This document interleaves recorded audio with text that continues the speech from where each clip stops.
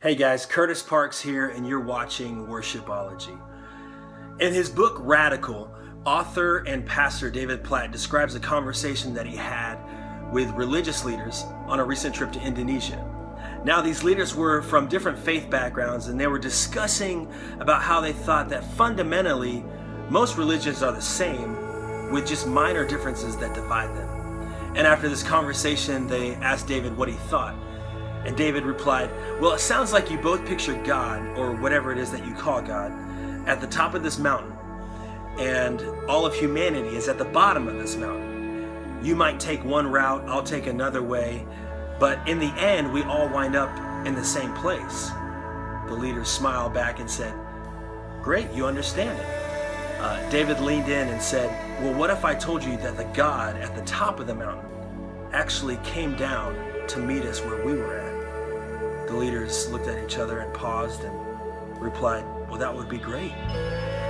David said, let me introduce you to Jesus. You see, worship is the place where God's people and his presence connect. And it can happen in any part of life, from a Sunday morning service to Saturday night when you're on your own. Actually, the Hebrew word for worship is avodah, and it translates into our daily living. God wants every single part of us, not just the songs that we might sing on a Sunday morning or select parts of our lives that we want to give to him. He wants it all. And I used to think growing up that when I came into church, I needed to leave all my baggage and my garbage at the door and come in to worship a holy God. And yes, he is holy, but the truth is God wants all of that mess. He wants to exchange our wrecked lives for his beauty.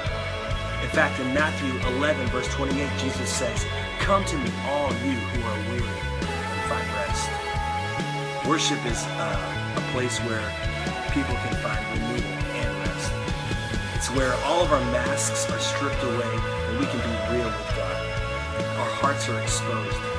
It's a place where surrender and spirit collide. So as worship leaders, if we can realize that we have people coming in with hard weeks, great weeks, maybe they've experienced tragedy, some have experienced triumph, but collectively when we come in, we can offer up a song of the church to God, the song of our hearts, and all the good, the bad, and the ugly, all of it, we can trade that for God's goodness, for his mercy and grace.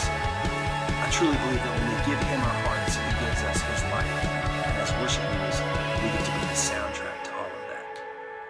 Thanks for listening.